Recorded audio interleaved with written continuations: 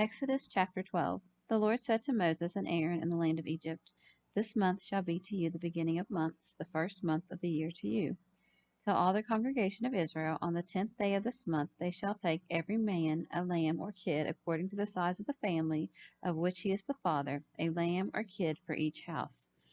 And if the household is too small to consume the lamb, let him and his next door neighbor take it according to the number of persons. Every man according to what each can eat shall make your count for the lamb. Your lamb or kid shall be without blemish, a male of the first year. You shall take it from the sheep or the goats. You shall keep it until the 14th day of the same month, and the whole assembly of the congregation of Israel shall each kill his lamb in the evening. They shall take the blood and put it on the two side posts and on the lintel above the door space of the houses in which they shall eat the Passover lamb. They shall eat the flesh that night roasted with unleavened bread and bitter herbs. They shall eat it. Eat not of it raw nor boiled at all with water, but roasted, its head, its legs, its inner parts. You shall let nothing of the meat remain until the morning, and the bones and unedible bits which remain of it until morning you shall burn with fire. And you shall eat it thus, as fully prepared for a journey, your loins girded, your shoes on your feet, and your staff in your hand. And you shall eat it in haste. It is the Lord's Passover. For I will pass through the land of Egypt this night, and will smite all the firstborn in the land of Egypt, both man and beast, and against all the gods of Egypt I will execute judgment, proving their helplessness. I am the Lord. The blood shall be for a token or sign to you upon the doorposts of the houses where you are, that when I see the blood, I will pass over you, and no plague shall be upon you to destroy you when I smite the land of Egypt. And this day shall be to you for a memorial. You shall keep it as a feast to the Lord throughout your generations. Keep it as an ordinance forever. In the celebration of the Passover in future years, 7 days shall you eat unleavened bread. Even the first day you shall put away leaven, which is symbolic of corruption, out of your houses. For whoever eats leavened bread from the first day until the 7th day, that person shall be cut off from Israel. On the first day you shall hold a solemn and holy assembly, and on the 7th day there shall be a solemn and holy assembly. No kind of work shall be done in them, except for preparation, that which each person must eat, that only may be done by you. And you shall observe the feast of unleavened bread, for on this very day that I have brought your host out of the land of Egypt, therefore shall you observe this day throughout your generations as an ordinance forever. In the first month, on the 14th day of the month, at evening, you shall eat unleavened bread, and continue until the 21st day of the month at evening. 7 days no leaven, which is a symbolic of corruption, shall be found in your houses.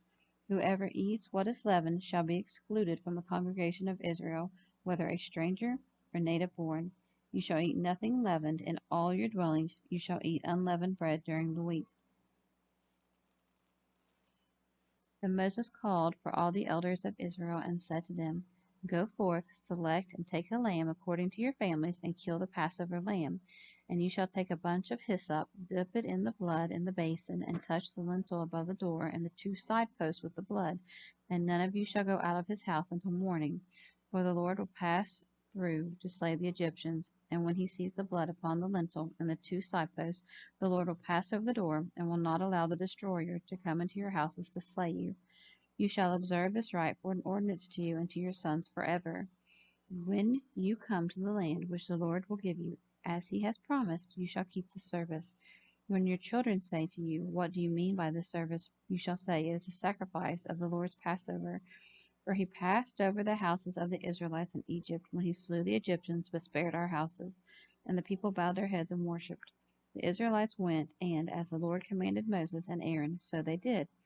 At midnight the Lord slew every firstborn in the land of Egypt, from the firstborn of Pharaoh who sat on his throne, to the firstborn of the prisoner in the dungeon, and all the firstborn of the livestock. Pharaoh rose up in the night, he and all his servants, and all the Egyptians, and there was a great cry in Egypt, for there was not a house where there was not one dead. He called for Moses and Aaron by night, and said, Rise up, get out from among my people, both you and the Israelites, and go, serve the Lord as you said. Also take your flocks and your herds as you have said, and be gone, and ask your God to bless me also. The Egyptians were urgent with the people to depart, that they might send them out of the land in haste, for they said, We are all dead men. The people took their dough before it was leavened, their kneading bowls being bound up in their clothes on their shoulders. The Israelites did according to the word of Moses, and they urgently asked of the Egyptians jewels of silver and of gold and clothing. The Lord gave the people favor in the sight of the Egyptians, so that they gave them what they asked, and they stripped the Egyptians of those things. The Israelites journeyed from Ramses to Succoth, about 600,000 men on foot, besides women and children. And a mixed multitude went also with them, and a very much livestock, both flocks and herds. They baked unleavened cakes of the dough which they brought from Egypt. It was not leavened, because they were driven from Egypt and could not delay, nor had they prepared for themselves any food. Now the time the Israelites dwelt in Egypt was 430 years. At the end of the 430 years, even that very day, all the hosts of the Lord went out of Egypt. It was a night of watching unto the Lord, and to be much observed for bringing them out of Egypt. This same night of watching unto the Lord is to be observed by all the Israelites throughout their generations. The Lord said to Moses and Aaron, This is the ordinance of the Passover. No foreigner shall eat of it, but every man's servant who is bought for money, when you have circumcised him, then he may eat of it. A foreigner or hired servant shall not eat of it. In one house shall it be eaten by one company. You shall not carry any of the flesh outside the house, neither shall you break a bone of it. All the congregation of Israel shall keep it. When the stranger sojourning with you wishes to keep the Passover to the Lord, let all his males be circumcised, and then let him come near and keep it, and he shall be as one that is born in the land, but no uncircumcised person shall eat of it. There shall be one law for the native born, and for the stranger or foreigner who sojourns among you. Thus did all the Israelites, as the Lord commanded Moses and Aaron, so they did. And on that very day the Lord brought the Israelites out of the land of Egypt by their hosts.